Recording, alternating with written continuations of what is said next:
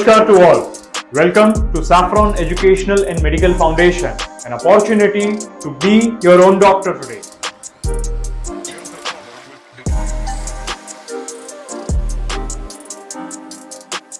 Let's talk about the mental ill persons, that is the mental illness. So exactly हम अभी कैसे कर रहे थे, उसके components, characteristic करके एक bifurcation कर रहे थे. So what is the exact definition? So those who are mentally ill person, they have the changes of their behavior and psychological change of a person. जिस आदमी का आपको साइकोलॉजिकल स्टेट, बोलने का तरीका, देखने का तरीका, जिनका बिहेवियर आपको कुछ एबनॉर्मल लगता है, which is not normal, is called the mental illness. यानी कि देखिए, हम जैसे अभी बात कर रहे हैं, that is also a type of mental illness which is due to the lack of self-esteem. We have so many patients like that while we have our counselings. So during those time we observe the patient. Like कैसे होता है कि जो mentally थोड़ा disturb है, डर चुका है, जिसके अंदर कॉन्फिडेंस नहीं है, तो उनका बिहेवियर बहुत ही एक अलग लेवल का होता है. जैसे आप नॉर्मल पीपल हो, तो अगर हम कहीं जाते हैं, किसी से मिलते हैं, तो this is our attitude, greetings to others, right. हम उनको ग्रीट करते, नमस्कार करते, बड़े हैं तो हम उनके पैर छूते हैं. तो ये एक नॉर्मल पर्सन का बिहेवियर. एक स्माइल रहती है हमारे फेस पे, खुशी दिखाते हैं उनको मिलने से. काफी लोग हग करते हैं because of the western culture. It's okay, like आपकी एज के कोई फ्रेंड्स वगैरह है तो you can enjoy like that way. तो आप उसे आपके एटीट्यूड से, आपके बिहेवियर से एक्सप्रेस करते हैं, राइट. वही मेंटल इल पर्सन जो है वो एक कोने में खड़ा रहता है, मुंह मुड़ोड़ के, eyes down. They will never able to make the proper eye to eye contact. उसे ये सब अच्छा नहीं लगता है, जो कि वो चाहता जरूर है कि मुझे भी लोग बुलाए, मैं भी सबसे मिलूं, पर उसके अंदर वो कॉन्फिडेंस नहीं है. उसके बिहेवियर में काफी ऐसे आपको लगता है कि भाई चलो कितने टाइम के बाद मिल रहे हो तो एक गले लगो, कुछ अच्छे से स्माइल दो, बातें करो. बट नो, सेम थिंग अगर हम बच्चों में देखते हैं, हाइपर किड्स हम आजकल बोलते हैं, राइट, कि भाई कुछ बच्चे ऐसे होते हैं जो आप बुलाए, खेलते हैं, आपके पास आते हैं, आपको अच्छे लगते हैं वो बच्चों के साथ खेलना. बट कुछ बच्चे ऐसे होते हैं without any reason suddenly they are start throwing the things on you. चिल्लाने लगते हैं, रोने लगते हैं, खाना फेंकते हैं, अपने खिलौने फेंकते हैं, राइट. एक्शन ऐसी करते हैं विदाउट एनी रिएक्शन. तो वो जो एक कंडीशन होती है which is called a mental illness. So हम मेंटल इलनेस की बात करें तो जनरली क्या कोजेज होते हैं, what are the basic reasons like the person is suffering from a mental ill. That is first of all genetic, no changes. हम इसमें कुछ नहीं कर सकते, उनके जीन्स में ही ये चीजें है. तो उनको कुछ थेरेपी, काउंसलिंग सेशंस देके हम इम्प्रूवमेंट के स्टेज पे लेके जा सकते हैं. एनवायरमेंट,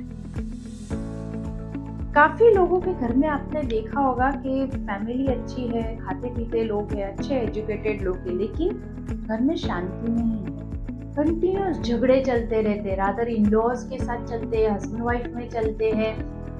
तो एक जो बच्चा वहां पे बड़ा हो रहा है, तो उसकी मानसिकता जो है, उसकी सोच जो है, वो उसे देख देख के ही बड़ा हो रहा है. तो उसका एनवायरनमेंट कैसा है, पूरा जहाँ पे कोई स्टेबिलिटी नहीं है, जहाँ पे कोई शांति नहीं, जहाँ पे कोई एक दूसरे के साथ प्यार से बात नहीं करते, बस चिल्लाते झगड़ते हैं. तो इट इज क्वाइट नेचुरल कि वो बच्चा वही एनवायरनमेंट में बड़ा हो रहा है, वही जी रहा है. तो ऑब्वियसली उसका मेंटल स्टेटस जो है वो दूसरे बच्चे के जैसा नहीं रहेगा. इन फ्यूचर ही और she will become hyper kid. वो थोड़े शॉर्ट टेम्पर्ड होंगे, वो एंजाइटी से भी परेशान होंगे, हेल्थ इश्यू से परेशान होंगे, वो लोगों से कनेक्ट नहीं कर पाएंगे क्योंकि उनकी सोशल लाइफ बहुत ही डिस्टर्ब्ड रहेगी. मेंटल हेल्थ तो डिस्टर्ब हो ही रही है घर पे, बट उसकी वजह से उनकी सोशल लाइफ डिस्टर्ब होगी. तो वो कहीं ना कहीं किसी से मिक्सअप नहीं हो पाएंगे, कोई टारगेट तक नहीं जा पाएंगे, अपने आप को लाइफ में प्रूव नहीं कर पाएंगे. That is the environmental problem. Biological problems, that you understood certain type of problems, genetic problems or anything you can say. Social and psychological problems, again बात वही हो गई कि देखिए काफ़ी पेरेंट्स जो होते हैं काफ़ी मैच्योर्ड होते हैं. आजकल की जो एक जनरेशन है उनको समझते हैं, उनके हिसाब से वो ट्रेन करते हैं अपने बच्चों को। जैसे कि हम पहले कैसे था, अगर मैं लास्ट सेंचुरी की बात करती हूँ तो ऐसा रहता था कि कभी भी कोई लड़का है या लड़की है तो अपने पेरेंट्स के सामने ज़्यादा बोल नहीं सकते थे, उनके डिसीजन को रिवर्स नहीं कर सकते, चैलेंज नहीं कर सकते, but that was the time. Now today we have to understood like we are living in the 21st century where the social media और काफ़ी सारे गैजेट्स जिसके साथ हमारे बच्चे बड़े रह रहे. तो अगर हम अपनी नेक्स्ट जनरेशन को भी जैसे हम ट्रेंड हुए हैं वैसे ट्रेन करने जाएंगे, वैसे ट्रीट करने जाएंगे, नॉट एट ऑल पॉसिबल. हमारे पास काफ़ी पेरेंट्स आते हैं बच्चों की कंप्लेंट्स लेके, जैसे कंसल्टेशन में आते हैं, मेरा बेटा सुनता नहीं है, वो अपनी मर्जी की करता है, उसे हम कितना भी समझाए बाहर घूमता रहता है, खाने में ध्यान नहीं देता है, लेट नाइट तक जगता है. इट्स ओके, किसी को चेंज करने के ट्राई मत कीजिए, खुद पहले चेंज करके देखिए. तो मेरा कहने का मतलब यही है कि जिस तरह से आपका सोशल एनवायरनमेंट बिल्टअप हुआ है ना, वैसे ही आपकी नेक्स्ट जनरेशन बिल्ट हो. जैसे कि मैं एक एग्जांपल से बता रही थी कि पहले हम पेरेंट्स के सामने ज़्यादा बोलते नहीं थे, ज़्यादा उनको रिवर्स आंसर नहीं दे पाते थे, कभी उनसे डिबेट या तो कमेंट्स नहीं कर पाते थे. बट आज की जनरेशन मुंह पे ना बोल देती है. It's okay, accept it. इसके लिए सबसे बेस्ट क्या होना चाहिए, जैसे आपका बच्चा एक एज में आता है, टीन एज में, उसे बच्चा नहीं दोस्त बनाना शुरू कर दीजिए. लड़की है तो लड़की की तरह से, लड़का है तो लड़के की तरह से. आपका बिहेवियर एक फ्रेंड के जैसे होना चाहिए. देखिए, आपने एक चीज मार्क की होगी कि भाई बच्चे जो है अपने दोस्तों के अंडर इंप्रेशन में ज्यादा होते हैं. हमारी बात नहीं सुनेंगे हमारे बच्चे, लेकिन दोस्त जो बोलेंगे उनको इमीडिएट इफेक्ट आ जाती है, वो समझ जाते हैं और वही करते हैं. तो फिर हम भी अपने बच्चों के दोस्त बन के देखते हैं, फिर देखिए कि वो आपकी बात कैसे समझते हैं, मानते हैं.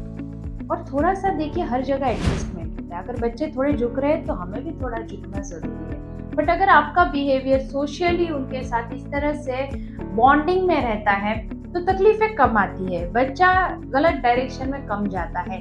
एटलीस्ट वो आपकी कदर करता है, आपकी रिस्पेक्ट करना नहीं भूलता है. बैक ऑफ द माइंड उसे याद रहता है कि yes, I have my parents, right? So this is what all about the causes. So there are little bit of example. अगर हम disease की बात करते हैं, देखिए ये सारी जो मैंने चीजें बताई आपको, they are the basic things. कि आपको सिम्टम्स मालूम होने चाहिए, आप कैसे बिहेव करेंगे तो नेक्स्ट आपका कैसे ग्रोन अप होगा, आप क्या क्या समझ सकते हैं, कैरेक्टरिस्टिक्स कैसे होते हैं. तो डिजीज की अगर हम बात करते हैं तो जो साइंस हमें समझाता है, हर एक चीज में कोई ना कोई नाम जरूर होता है डिजीज. तो डिजीज के हिसाब से उसकी थेरेपी, उसकी ट्रीटमेंट होती है. डिप्रेशन बहुत कॉमन, लोगों को डिप्रेशन है नहीं पर बस नाम सुन लिया है, थोड़ी सी तकलीफ आ गई, थोड़ा सा दुख आ गया, थोड़ी सी ऐसे इम्बैलेंस लाइफ में हो गई, पकड़ लिया, मंडे डिप्रेस्ड, मुझे तो डॉक्टर्स को मिलना है. What is this? Depression is a very very important thing for the mental illness. हर एक डिप्रेस्ड नहीं होता है, बट सोच सोच के डिप्रेशन में चले जाता है. स्किज़ोफ्रेनिया बहुत ही कॉमन प्रॉब्लम आजकल चल रहा है. Bipolar disease, OCD, you know this is the problem nowadays are increasing. लोग भूलने की बीमारियां जो बोलते हैं वो ज्यादा बढ़ रही है, लोगों की हाइपरनेस बढ़ रही, बाइपोलर डिसीज उनको क्रिएट हो रहा है, इल्यूजन्स काफी सारे क्रिएट हो रहे हैं.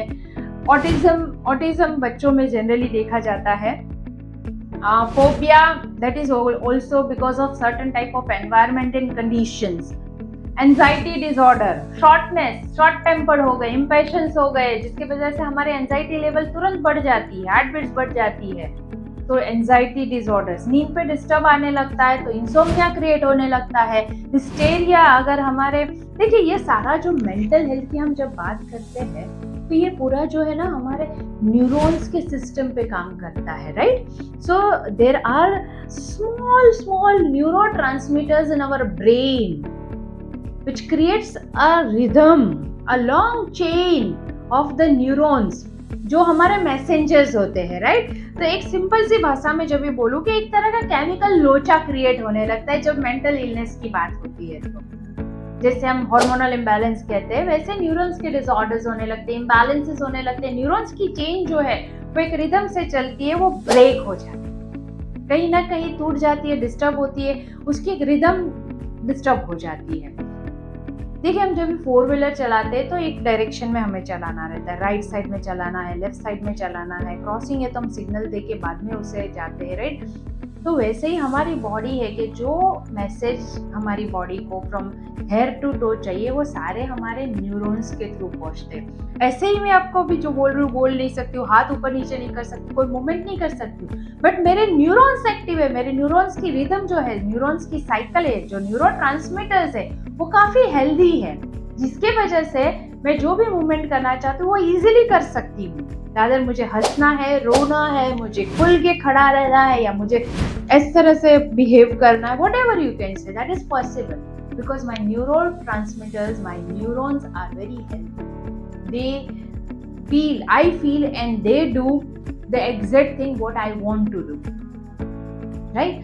तो एक कमांडिंग होता है, तो वो कमांडिंग सिस्टम मेरा बहुत अच्छे से, बट जब भी उस सिस्टम में प्रॉब्लम आता है तो केमिकल इम्बैलेंस क्रिएट होता है।